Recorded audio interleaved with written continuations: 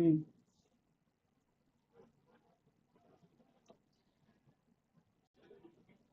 Chapter 4 of CMADD, Legal Framework Governing Company Secretaries. In early 50s, India felt the need of a professional called company secretaries. So, in India, the government set up an advisory board for basic qualification relating to the post of company secretaries and held a qualification exam. Now, this exam was conducted by Department of Company Affairs, and they conducted it as a government diploma in company secretaries. And that was the first time, or that was the beginning of the profession of company secretaries. Now, later, after around in 60s and 70s, it was felt that we need a proper institute or a body to look after this course. There was substantial increase in number of candidates, and hence the government decided to set up an Institute of Company Secretaries of India. This was set up as a company under Companies Act 1956 as a not-for-profit organization. Okay, so this organization took over all and most of the responsibility relating to the company secretary examination and allied matters from the Department of Company Affairs. So this is how the profession of company secretary started in India. From 1950s, where we felt the need that there should be a company secretary and they should be regulated and a profession and should be qualified, to a government diploma in company secretary being started and examinations being conducted. After which, a proper company was enacted or was registered under Companies Act. However, the ICSI we know now is not a not-for-profit organization. It is a statutory body. After 1968, on 4th October 1968, the Institute of Company Secretaries India was officially a company. But soon it was needed that it should not be a company under Companies Act, because if it is a company under Companies Act, it should also have to follow various other guidelines and regulations and rules. Whereas the profession of professionals of those of that body itself is the one that would help or guide a company in following those regulations. Hence, after about again 10 20 years, in 1980, a bill, Company Secretary Bill, was passed, converting the Institute of Company Secretary India, from a company to a statutory body. It was a statutory body and with an act of itself, the Company Secretaries Act 1980, with its regulations in 1982. Uh, that's what was the journey of the CS, the profession of CS, how it started in India. Now, as we all know, a CS is a very important key managerial personnel for a company, for any company, and even more so important for a listed company or a company wanting to be listed. As a company secretary, being a key managerial person, not only is just a secretary, but also a compliance officer, a governance officer, looking after all the rules and regulations and compliance of uh, any and all the rules and regulation acts, and governing and help the board of directors, the other managerial personnel, govern the company, run the company ethically, professionally, and without violating laws.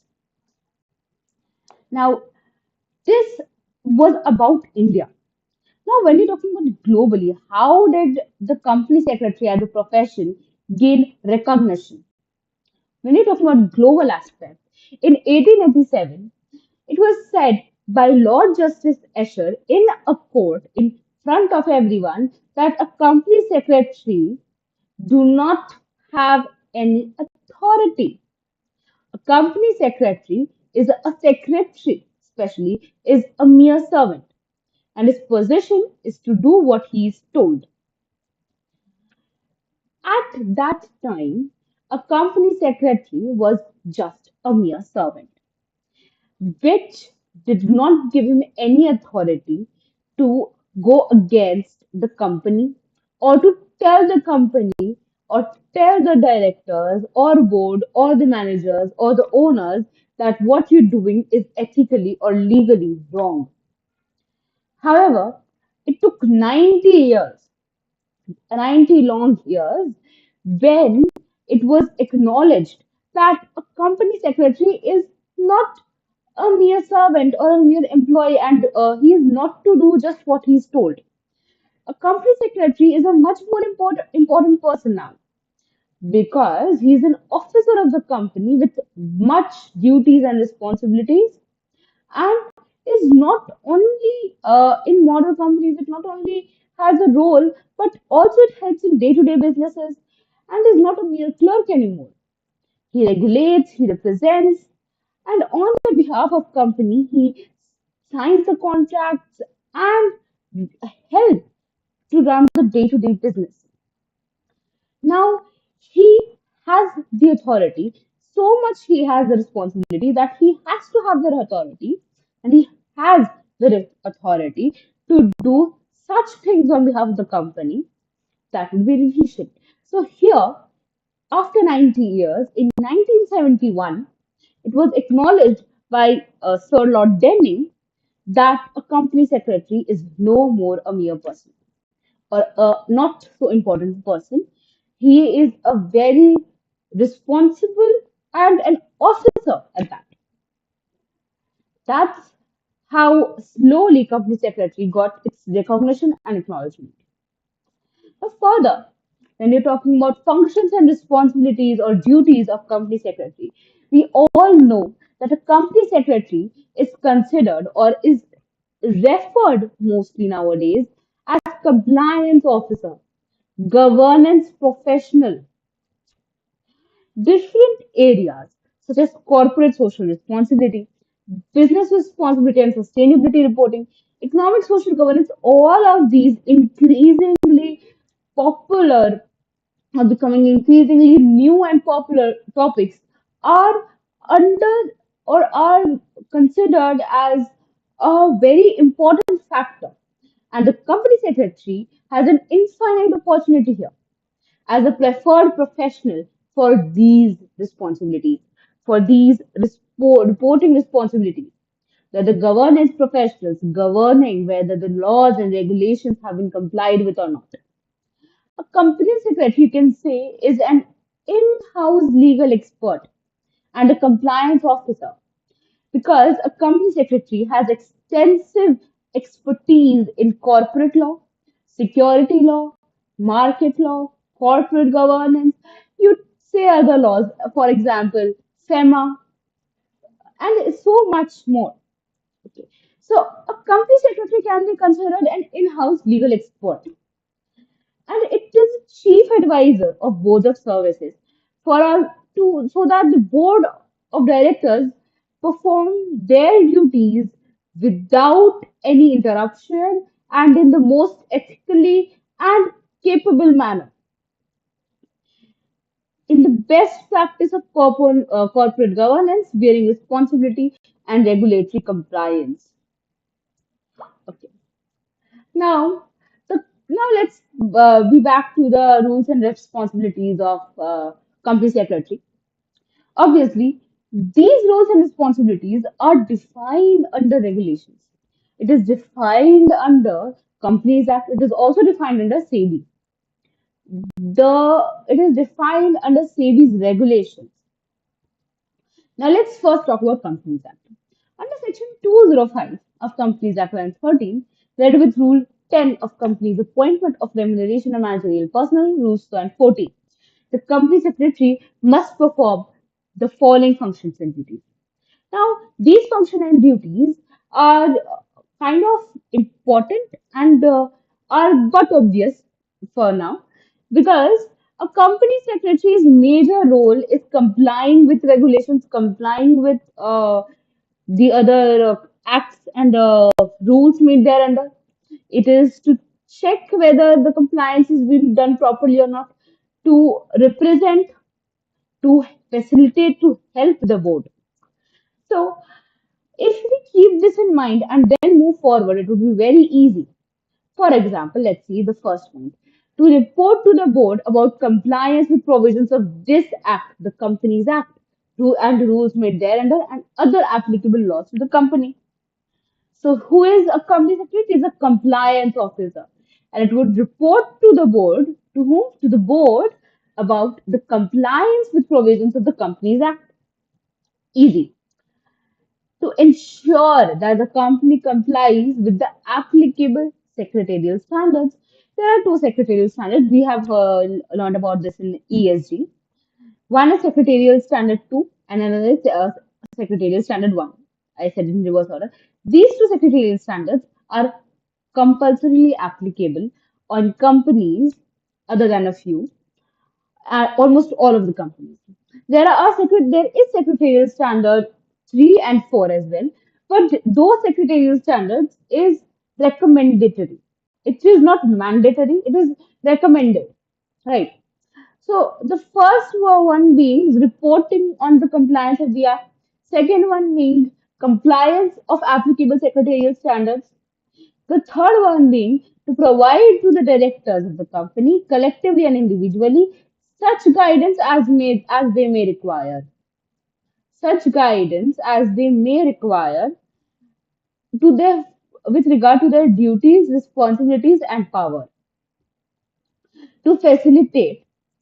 The fourth point being to facilitate convening the meeting of board, attending the meeting, and making minutes. Not only for the board, but for the committee and general meetings as well. So a company secretary would also convene the meeting, ensure that the meeting has been convened, the registered office has been prepared for the meeting, or whatever place they may suggest. The minutes are being prepared, they are being circulated, and timely being recorded in the minutes book. So all these responsibility is of the company secretary. They are also responsible for the duties, responsibility, and power of the directors. They should ensure that a director should know fully about the extent of their responsibility and power as well as their duties. Now, other than that, when you're talking about it, I'll just sum it up and tell you to obtain approvals from board, to represent various regulate in front of various regulators, authority, and different courts, to assist board to conduct its affair of the company, to advise board about corporate governance, to discharge such other duties as may be prescribed under the act or as may be assigned by the board. Now, company secretary, although being a professional, if he is employed by a company or is in service, he shall discharge such duties as the board may require of him. Now, if the board is telling him to do something ethical, he should do it, obviously. But if it is something unethical, what should he do in that case? He can't do anything. He can take assistance of whistleblower policy. However, he should before that inform the board that what you want to do or what you are wanting to happen is illegal, unethical, and not recommended because of these legal provisions and conditions and regulations. So it is the responsibility of the company secretary to inform the board and assist the board in and help them to conduct the affairs of the company legally, ethically, and responsibly. Okay. Now, when we're talking about SEBI LODR regulations, listing and disclosure requirements, right? Okay. So SEBI LODR regulation 115, regulation 6 sub-regulation 2, I'm sorry, says that a company secretary or a compliance officer is mandatory for every listed company. Who? A compliance officer. A compliance officer is a qualified company secretary.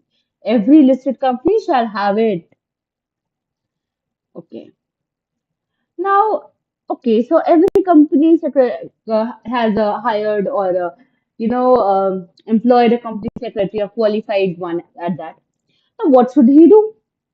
He should ensure conformity with regulations. You connect it. In the above only, in the Companies Act, the first line was to ensure that the rules and regulation and the act of the company is being followed. Right? Let's go back to report to the board about compliance of the provisions of this act. What was that? To ensure, to tell the board that the act is being followed, or the act has been, not followed or not complied with, or there hasn't been breach.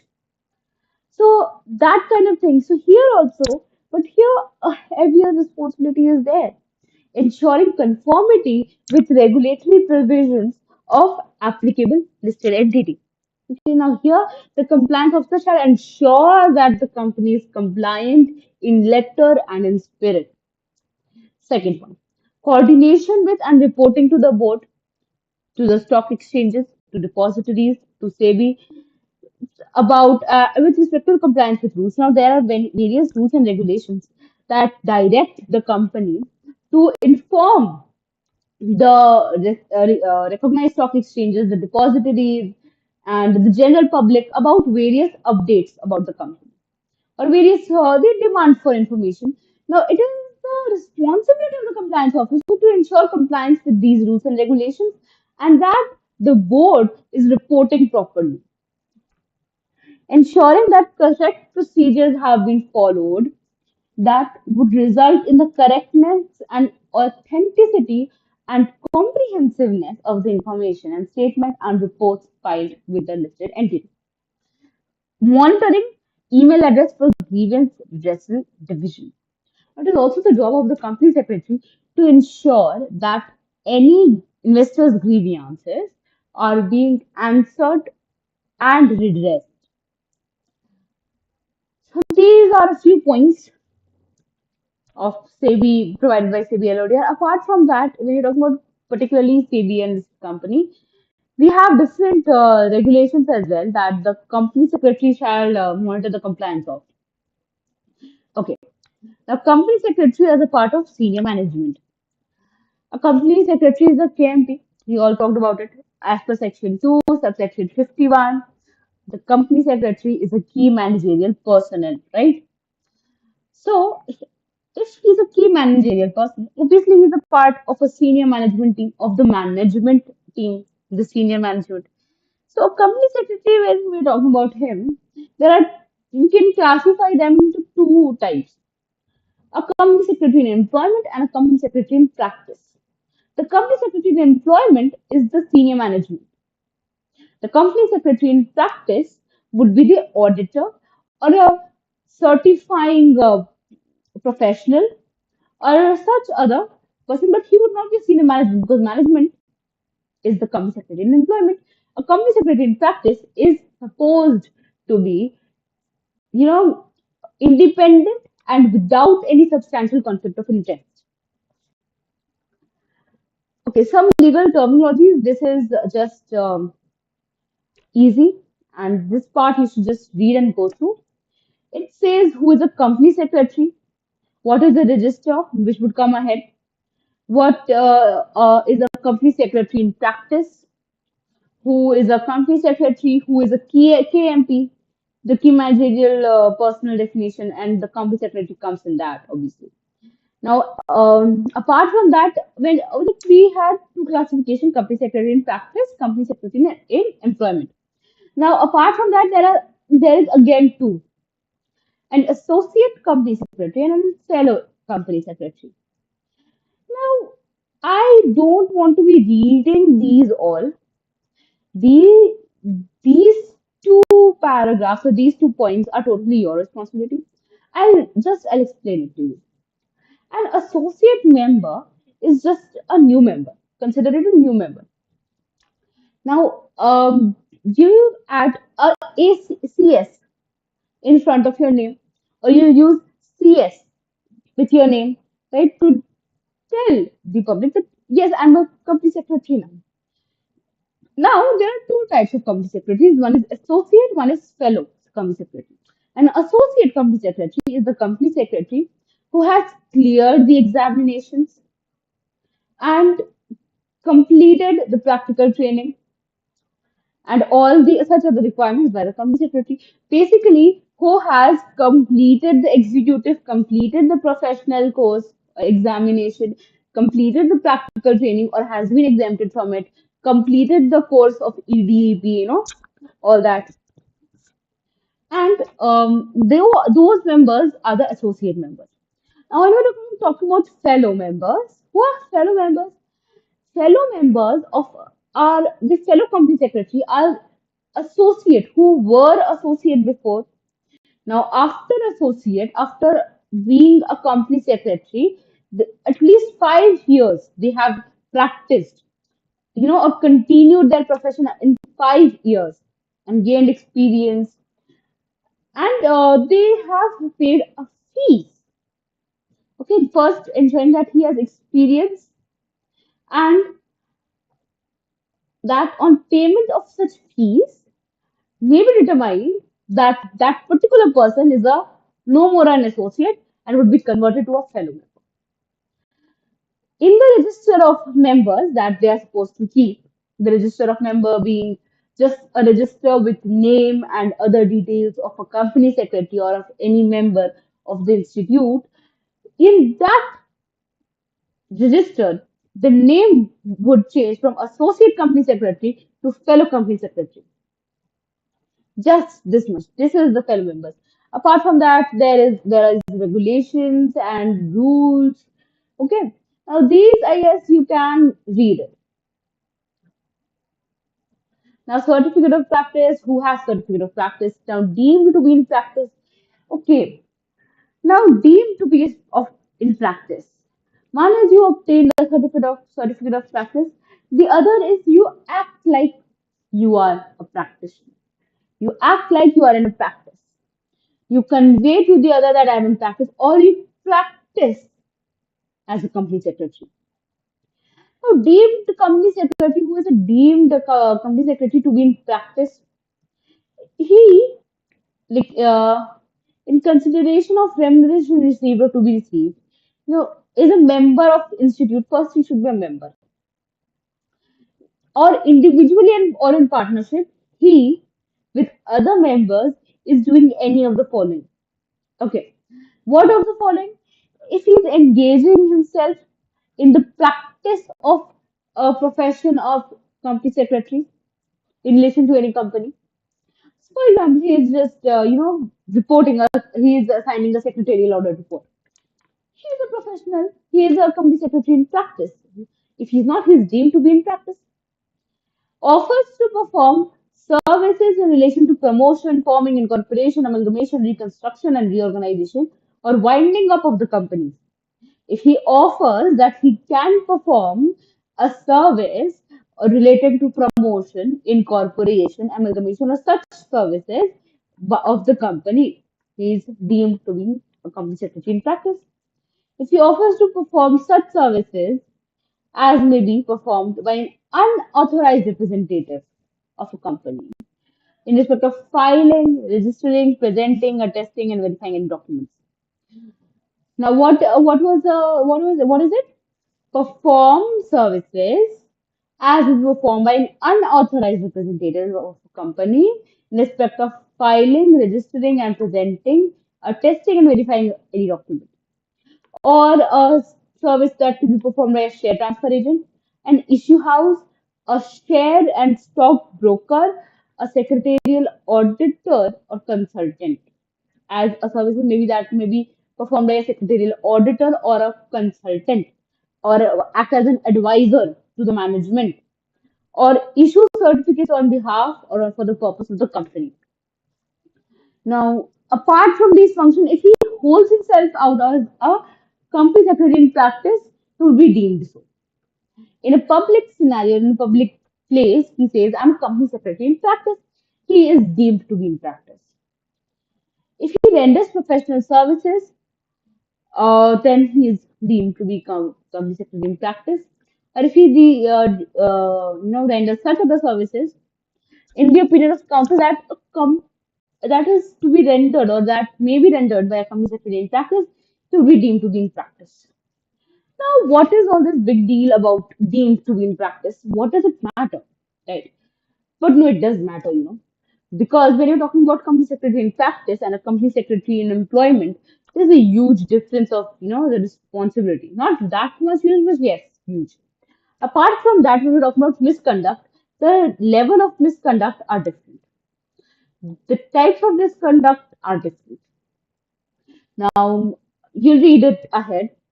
There are different schedules, and in the different schedules, there are different parts. And in those parts, it is provided that these activities by a company secretary in practice is, you know, a, uh, an example of professional misconduct, or these activities are professional misconduct. Okay, so there comes the difference. So let's moving ahead. Register of members. Regulation 3 of Company Secretary Regulation 1982 specifies that the institute shall maintain a register of members in the pro forma referred to in Schedule A. We won't talk about Schedule A. We just know that okay, there is Schedule A with a pro forma, with a format for register. It may be maintained electronically or physically, whatever the case may be. What should it contain? The name of the company secretary, his details, his qualifications, whether he holds certificate of practice or not, whether he's a fellow or an associate member, his email address, and in details it all comes. Details, date of birth, where he is born, what is his residential status, what is his professional address, what is his email address, what is his mobile number, the how can we contact him, like such other things, such other details. And within 30 days, if so, for example, I for let's say I have cleared the examination and now I am a company secretary, Geet Nahata, and let's say I have changed my name, for example. Now, as soon as I change my name, shouldn't the register update itself? How would the register update itself? I should communicate with it. So, as a member, I know that they maintain a register with my name on it. Now, I changed my name. Now, the name in the register is incorrect. So, what is my responsibility? I will communicate to the institute that, look, institute, I have changed my name. Or I will communicate to the institute, look, institute, I have shifted from Kolkata to Bangalore. So I'll update my address. You update it in your records. You update it in the register. So what would the institute do? Within 30 days of this intimation that I within within 30 days of the change, because I have to intimate before the 30 days of the change, they will change in the register. It is my responsibility to communicate within 30 days to the institute that I have these are the details and these have been changed. So have you changed it in the register? This is my responsibility that I have to ask it to the institute. Now, apart from that, your name could be removed from the register of members. How so? Obviously, when you're dead. If you die and you're dead, your name would be removed. Your name may also be removed if you have requested that please remove my name from the company secretary as a company secretary. It can also be reduced, it can also be removed from the register if you have not paid the prescribed fees. You have to pay a prescribed fees to the ICSI, to the institute, on becoming a member, and continue paying that because you're a member. And if you stop paying that, you're no more a member. Your name would be removed. Lastly, if you are found with a disability, okay, if you have found to be subject to any disability, which is likely to cause you to not be a proper company secretary or such disability as mentioned in the act, and your name would be removed from the register. Now, the council shall remove the name of the register of the name of any member in respect of whom an order has been passed by the act removing him from membership, under this act removing him for membership of the institute. What was that? What was this? This is nothing but it says that where the council, the board committee and all that council says that remove his name, your name would be removed. Why would he say remove his name? Because you are a professional, you did something wrong, you had done a professional misconduct or any other type of misconduct, and the institute does not want you anymore. This happens when the board of the disciplinary board, or you could say the disciplinary committee, both are different, but yes, both are there. If any of them say that no, his name should be removed, it would be removed. Although it may be back again in the register on certain conditions. So let's move ahead and see what's going on. Disciplinary mechanism. Anyone, any company secretary doing anything wrong, actions should be taken against that person, right? So what are the proposed actions? Now, first thing that would happen, would the disciplinary directorate, who is the disciplinary director, would investigate. Okay, what would he investigate? What would he do? Now, this disciplinary directorate or a disciplinary director would investigate on any misconduct, whether professional or other type of misconduct, conducted by a company secretary on recommendation or an information or a complaint received by him or her. After investigating, if this director of discipline is of the idea or is of the opinion and believes and is a prima facie opinion that an alleged misconduct has been conducted or a misconduct has been there by the company secretary, he will refer that yes, a misconduct has been conducted as per me, and he would go to the disciplinary board of discipline, or the disciplinary committee. In case a misconduct is conducted, now there are two schedules, I'll tell you. It's even over here, okay? Here, that there is schedule 1 and schedule 2 of here. Now there are two schedules. Now in that two schedules, there are different type of misconduct stated there. Now in case a misconduct in schedule 1 has been done by the company secretary, the director would refer to the board. However, if misconduct has been conducted in schedule 2 or in both the schedules, disciplinary committee would be involved. What is in the two schedules? Let's just revise. Misconduct in schedule 1 has four parts. One is professional misconduct by a company secretary, a practicing company secretary. Here, professional misconduct by practicing company secretary. The next one is professional misconduct by a company secretary in service. That means who is not in practice. The third is professional misconduct by a company secretary, whether in practice or not. Lastly, in this first schedule, the fourth part being any other misconduct in relation to a member of the institute in general, with the practicing certificate or not, with COP or not. Now, schedule 2 also has three. First is with the first part of schedule 2 being professional misconduct in relation to company secretary in practice. Second being a professional misconduct relating to any conducted by any or done by any member of institute. Lastly, or the third point being other misconduct by any person of institute in general. Okay.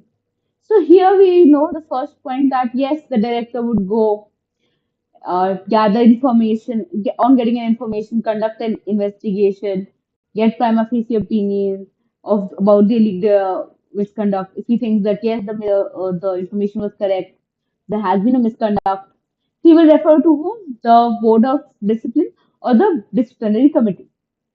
If it is in first schedule, to the board of discipline. If it is in second schedule or both the schedules, disciplinary committee. We talked about it right now. Now, board of discipline. What is board of discipline? Board of discipline is basically constituted by council only of the institute only under section 21A. And the after this section, this board is conducted, and this board can take actions. What which kind of actions? It can reprimand the member, censure. What is reprimand the member? Scold him. Scold him, scare him that what you have done is wrong. If you do that again, I'm not going to leave you be. Reprimand him. Second would be remove the name, but for a period of near 3 months. So here you can see the Board of Discipline has the power to remove a name of company secretary. If the name has been removed, the company secretary cannot sign anymore, cannot take up work of a company secretary anymore. But this would go on for a period of 3 months max. If it is for Board of Discipline, Now last third, that what they can do is impose a fine or a penalty up to rupees 1 lakh. Similarly, disciplinary committee formed under section 21B, what can they do? They can also reprimand the member. They can remove the member, but disciplinary committee has the power to remove the name of the member permanently or for a long period of time or for any such period as it may deem fit. Okay. Now, apart from that, he can also impose a fine up to rupees 5 lakh. Okay. Now, what disciplinary committee constitutes of a president, the vice president of the council as a presiding officer, two members to be elected from amongst the members of ICSI of the council, and two members nominated by central government. Now, appellate authority. Now, obviously, it is not necessary that when a decision has been made by the board of discipline or disciplinary committee, it would be correct, always correct, right? Not necessary at all. So, what can the company secretary who is not guilty being charged actually do? He can appeal to the appellant authority. Now, on appealing, what would happen? What is the power of the authority? The authority can summon and enforce attendance of the person and examine that person on oath. Not only the authority, but also the disciplinary committee and the disciplinary board and the director. They all have such powers in the civil code. The powers that has been given to the civil code under the Civil Code of Civil Procedure 1908. Now, similarly, these disciplinary committee, board of discipline, appellate authority, they also have these powers. These powers are summoning any person and examining them on oath, taking statements from them on oath, discovery and production of any document, receiving evidence as an affidavit. Now, in these three fields, they have the company secretary in practice has as good as power as a civil court. Now, appeal can now this appeal the authority or in respect of any decision by the board of directors, the board disciplinary board, or the disciplinary committee would be entertained before 90 days from the order being passed, not after. Or they may be accepted after, but you should have a reasonable reason or a reasonable point or an excuse to get away with it. If you have a sufficient cause, then the appellate authority may consider taking on your case. But if you have no proper explanation for the delay and 90 days has been lapsed, you cannot appeal anymore. Now, what can the authority do on case of receiving such an appeal? The authority may confirm or modify or set aside the order. You may say that no, I don't think there's any change needed, so he will set aside. He can modify and change. He can confirm that yes, this order is very good and very fine. Why do you need to change it? You know, don't need to change it and kick you out of the courtroom. Apart from that, the police authority can impose any penalty. Okay, reduce the penalty or enhance the penalty. It can remit the case to the Board of Discipline. It can send the case back and say that further inquiry and investigation is needed. Okay. Now, lastly, it can pass any such other order as it may think fit. Okay. So it has been almost, 40 minutes from since I've been speaking. Now, I want you to all to just go through whatever I've said, revise it in your head, and we'll be back in 5 minutes. Okay. Just give me 5 minutes and we'll be back.